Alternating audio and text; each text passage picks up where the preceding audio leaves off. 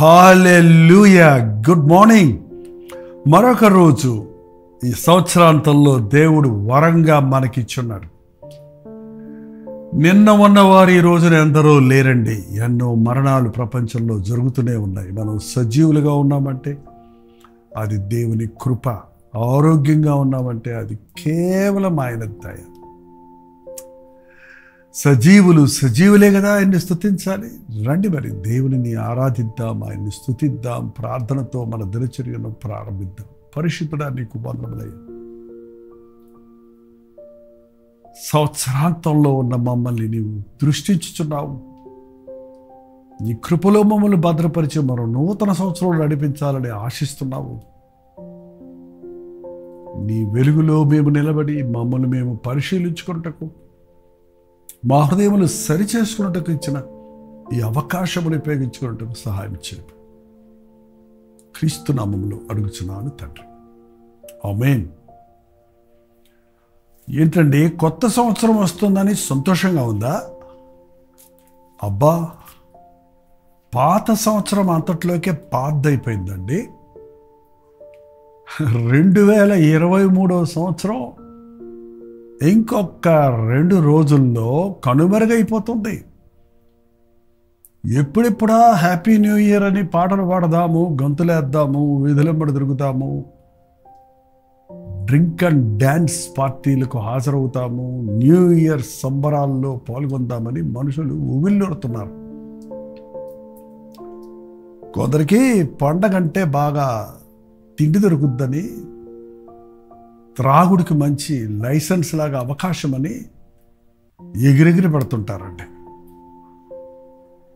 అంతేగాని ఈ సంవత్సరం అంతట్లో నేను ఎలా ఉన్నాను, ఇంత సమయం ఇచ్చాడే దేవుడు నాకు, ఇన్ని రోజులు ఇచ్చాడే, 363 రోజుల్లో నేను ఏం సాధించాను, ఎలా జీవించాను,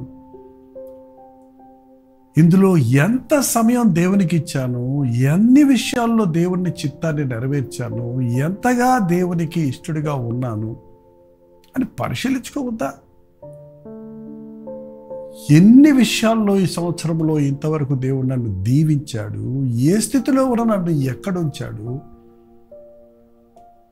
ఎంత అభివృద్ధి, ఆర్థిక అభివృద్ధి నేను నాకు జీవితంలో అనుభవించాను, ఎన్ని మేలులు దేవుడు నాకు చేశాడు, ఎన్ని మరణాపాయాలు తప్పించాడని కృతజ్ఞతలు చెల్లించొద్దా? అరే, మనుషులు దేవుడు చేసిన మేలులు మర్చిపోతూ ఇష్టానుసారంగా జీవిస్తూ ఉన్నారు. ఇంకా జీవించాలని ఆశపడుతున్నాడే గాని మన ప్రాణమును, మన సకల మార్గములు ఏ దేవుని చేతుల్లో ఉన్నవో ఆయనకి భయపడటం లేదు. ఆటోమేటిక్గా కొత్త సంవత్సరం వచ్చేసింది అనుకోకండి. నువ్వు గొప్పోడు కాబట్టి, ఆరోగ్యంగా ఉన్నావు కాబట్టి, డబ్బుంది కాబట్టి, గొప్ప ఉద్యోగం ఉంది కాబట్టి బతికిపోతున్నావు అనుకోవద్దు. దేవుని ప్రేమను నిర్లక్ష్యం చేయొద్దు. అకౌంట్స్ క్లోజింగ్ డే రోజు చాలా పోరాటం ఉంటుంది మనుషులకి. టాలీ అవ్వకపోతే చాలా ప్రాబ్లం అవుద్ది. దేవుడు ఇచ్చిన వాటిని మనం ఆయనకి, దానికి ప్రతిస్పందించిన వాటిని లెక్కలేసుకుంటే ఎక్కడుంటాయి మన లెక్కలు? లెక్క చూచి ముగించాడంటే మన పని అయిపోద్ది. లాస్ట్ ఛాన్స్ ఇస్తున్నాడు లెక్కలు సరిచేసుకోవడానికి, హృదయం సరిచేసుకోవడానికి, బ్రతుకును సరిచేసుకోవడానికి, మన జీవితాన్ని దేవునితో చక్కబెట్టుకోవడానికి. మనుషులకి కృతజ్ఞత లేదండి. మీ జీవితంలో ఎంత విధేయులై ఉన్నారు, ఎంత కృతజ్ఞత కలిగి ఉన్నారు, ఎంతగా దేవునిని మహిమపరుస్తున్నారు, ఎంతగా దేవుని ఆనందిస్తున్నారు అన్నది పరిశీలించుకోరండి. ఎన్నోసార్లు ఎన్నో విషయాలు అసలు దేవునికి మన జీవితాల్లో, మన హృదయాల్లో స్థానమే లేదు. దేవుడు ఈ సమయంలో ఈ లాస్ట్ 2 days, అంతే కదండి, వాళ్ళ 30th అంటే రేపే 31వ తారీఖు రాత్రి 12 గంటలకు కొత్త సంవత్సరంలో ప్రవేశిస్తున్నాం. ఏంటి మీ ప్లాన్స్ ఏంటి? ఎక్కడ సెలబ్రేట్ చేసుకుందాం అనుకుంటున్నారు న్యూ ఇయర్? మీరు విశ్వాసులైతే దేవుని సన్నిధిలో మీ సమయం గడపడానికి సిద్ధపడండి.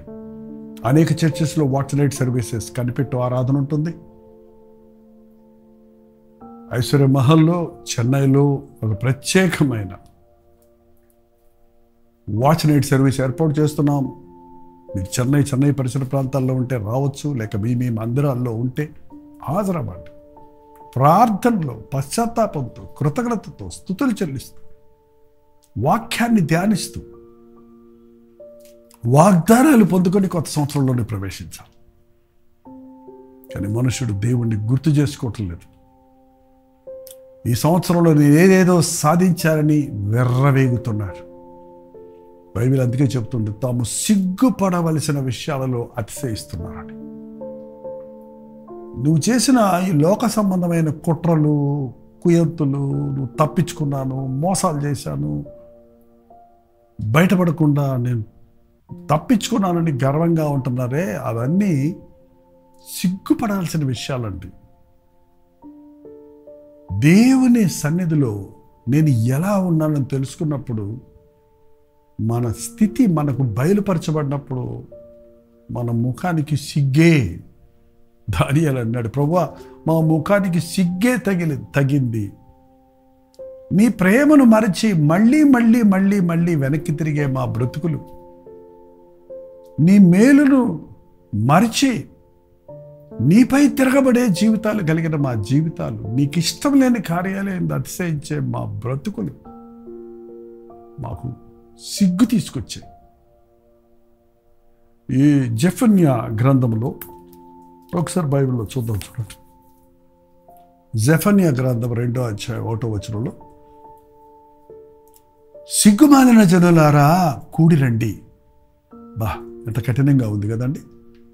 దేవుని బిడ్డలారా, సంఘమా, దైవజనమా, దేవుని చేత ప్రేమించబడిన వారలారా, పిలిచి పిలిచి పిలిచి ప్రభు ఇశ్రాయేలు రా, ప్రయాసపడి భారం మోయిచున్న వారలారా రా. ఇప్పుడేమైనా హెచ్చరిక వస్తుంది, సిగ్గు లేని వాళ్ళారా రండి. ఎంత కఠినంగా ఉందండి.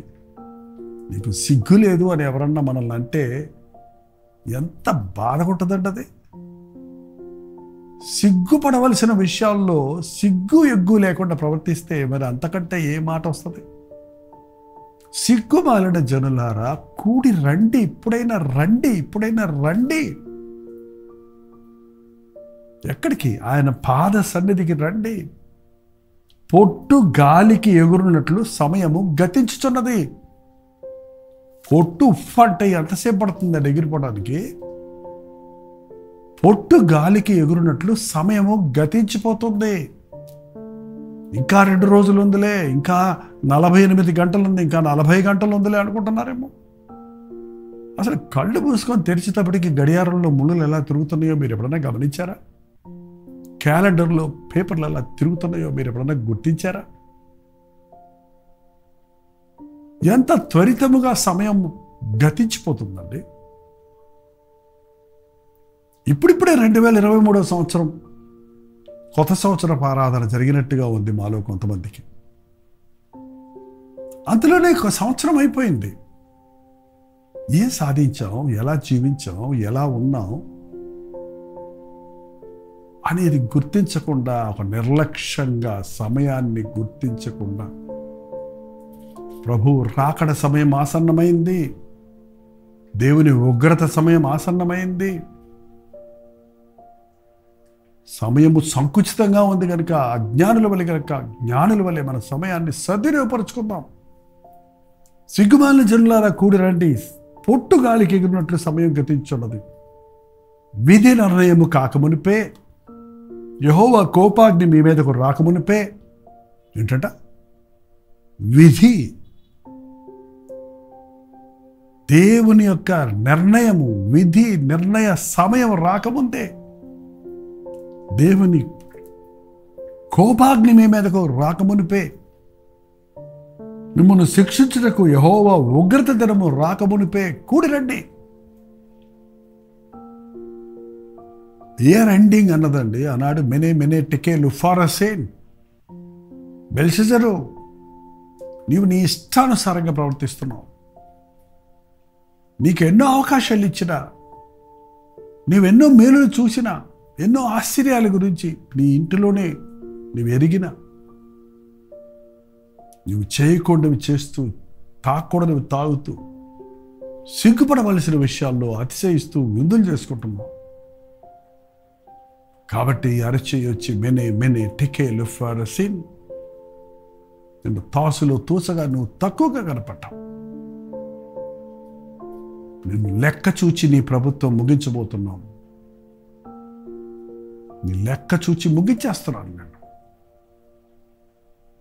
ఆ రాత్రి అతను హతుడైపోయాడటండి. ఆ రాత్రి అతని ప్రభుత్వం మరొకరికి ఇవ్వబడింది. ఇంకెంతకాలం ప్రభు నిన్ను సహిస్తాడు? ఎంతకాలం ఆయన దీర్ఘశాంతం నీ మీద ఉంటుంది? విధి నిర్ణయం కాకమునిపే, దేవుని కోపాగ్ని నీ మీద రగులు కొరకు మునిపే, శిక్షించుటకు ఆయన తన చెయ్యి ఎత్తక ముందే కూడిరా ఆయన పాదాల మీద పడితే, ఆయన కరుణ కలిగిన వాడు, జాలి కలిగిన వాడు, ప్రేమ కలిగిన వాడు, పశ్చాత్తాపడ్డవాడిని క్షమించేవాడు. దేవా నన్ను క్షమించు అని ఒక్క మాట నీ హృదయపూర్వకంగా అనగలిగితే దేవుని కోపం నీ మీద నుండి తరలిపోతుంది. ఇలాంటి అవకాశాన్ని కూడా నువ్వు నిర్లక్ష్యం చేసుకుంటే మరో అవకాశం మీకు లేదేమో. దేవుని కోపాగ్ని మీ మీదకు రాకమునిపే, యెహోవా ఉగ్రత మీ మీదకు రాకమునిపే కూడి రండి. దేశంలో సాత్వికులై ఆయన న్యాయ విధులను అనుసరించు సమస్త దీనులారా, దేశములో లేక ప్రపంచములో సాత్వికులమై ఆయన న్యాయ విధులను అనుసరించి ఆయన మనస్సు ప్రకారం, ఆయన వాక్య ప్రకారం జీవించు సమస్త దీనులారా, యెహోవాను వెదకండి.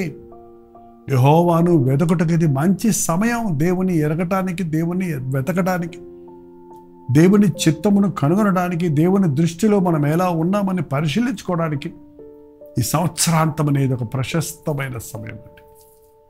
ఆయన ఉగ్రత రాకముందే, ఆయన మన లెక్కలు చూచి ముగించకముందే ఆయన పాద సన్నిధికి మనం చేరితే, మీరు వెదకి వినయము గలవారై నీతిని అనుసరించడం, ఒకవేళ ఆయన ఉగ్రత దినము మీరు దాచబడతారు. ఎత్తిన చెయ్యని కౌగిలించుకోవడానికి దేవుడు సిద్ధంగా ఉన్నాడు. నీవు చేసిన జీవిత విధానాన్ని బట్టి, నీ పాపమును బట్టి, నీ అవిధేయతను బట్టి, నీ సిగ్గుమాలిన జీవితాన్ని బట్టి నిన్ను దండించడానికి చెయ్యెత్తిన ప్రభు, అయ్యా క్షమించయ్యా, అవిధేయుణ్ణయ్యా, గర్విష్ఠునయ్యా, నిన్ను దుఃఖపరిచానయ్యా అని ఆయన పాదముల దగ్గరికి వస్తే ఊహు అనేవాడు కాదండి. ఆయన కుదరదు అనే మాట ఆయన దగ్గర లేదండి. దండించటానికి ఎత్తిన చేతితో కౌగిలించుకొని నిన్ను ఆదరించడానికి సిద్ధంగా ఉన్నాడు. ఈ నూతన సంవత్సరంలో ఆయన శిక్షకు కాక ఆయన కౌగిల్లో చేరి, ఆయన కౌగిల్లో దాగి మరో నూతన సంవత్సరంలో ప్రవేశించి దేవుని కొరకు ఆయన చిత్తానుసారంగా జీవించి ఆయన మహిమపరిచే జీవితాలు కలిగిన వారిగా, పాత రోత పాపములన్నిటి నుంచి విడిపించబడి నూతన స్వభావముని కలిగి నూతన సంవత్సరంలో దేవుని ప్రణాళికలు నెరవేరినట్లుగా మనల్ని మనం ఆయనకి అప్పగించుకుందాం. ప్రార్థన. పరిశుద్ధుడా, ప్రేమగల తండ్రి, నిజమేనయ్యా, సిగ్గుమాలిన పనులు చేస్తూ మేమేదో గొప్పలు చేశామని చెప్పుకుంటూ నీకు బాధ కలుగు చేసేవారిగా, వేదన కలుగు చేసేవారిగా మేముండి మా హృదయాలను కఠినపరుచుకునే వారిగా మేము ఉండక, నీ కోపం మా మీదకు రాకమునిపే నీవిచ్చిన ప్రతి అవకాశాన్ని ఉపయోగించుకొని నీ పాదముల మీద పడుటకు, పశ్చాత్తాపడుటకు, క్షమించబడి కరగబడి నీ ఆదరణ పొంది నీ కౌగిల్లో చేరి నీ వాగ్దానములతో మరో నూతన సంవత్సరంలో ప్రవేశించి నీ ప్రణాళికలు నెరవేర్చుటకు, అనుదిన ధ్యానములో సంవత్సరాల తరబడి నీ మాటలు వింటున్న ప్రతి ఒక్కరికి నీ సహాయం చేయమని క్రీస్తునామములో అడుగుచున్నాను తండ్రి. ఆమేన్. తండ్రి అయిన దేవుని యొక్క ప్రేమయు, కుమారుడైన క్రీస్తు యొక్క కృపయు, ఆదరణకర్త అయిన పరిశుద్ధాత్మ యొక్క సహవాసం కూడి వచ్చిన మనందరికీ ఇప్పుడున్న సదాకాలము తోడైండును గాక. ఆమేన్. దేవుని స్తోత్రం అండి. వ్యక్తిగతంగా దేవుని సోదరులు కూర్చొని ప్రార్థించండి. ఈ లాస్ట్ డే ఆఫ్ ద ఇయర్లో మనం దేవునితో సమాధాన పడదాం, సరి చేసుకుందాం, దేవుని దీవెనలు పొంది నూతన సంవత్సరంలో ప్రవేశిద్దాం. మీ ప్రార్థన అవసరతల భారాలు 954041 నెంబర్కి, ఇతర దేశాల్లో ఉంటే 91001008 నెంబర్కి ఒక టెక్స్ట్ లేక వాయిస్ మెసేజ్ ద్వారా వాట్సాప్ పంపించండి. మీ పక్షాలు మేము ప్రార్థిస్తున్నాం. మీరు ప్రార్థించండి, సిద్ధపడండి. ప్రభు రాకడ సమయం సమీపంగా ఉంది. నూతన సంవత్సరంలో మరి ఇదే బ్రతుకు కాకుండా దేవుని చేత మహిమపరచబడి, ఘనపరచబడి, ఆయనకి ఇష్టలుగా జీవించినట్లు, ఆయన ఆత్మతో అభిషేకించబడినట్లు ఆయన కృప కొరకు వేడుకుంటాం. ప్రోచితమైతే మధ్యాహ్నం 3 గంటలకు హెచ్చరిక, అలాగే రాత్రి 9 గంటలకు కలువరి ప్రతి దూరంలో మళ్ళీ కలుసుకుందాం. అంత దేవుని మహాకృప మీకు తోడైనట్టు కాక.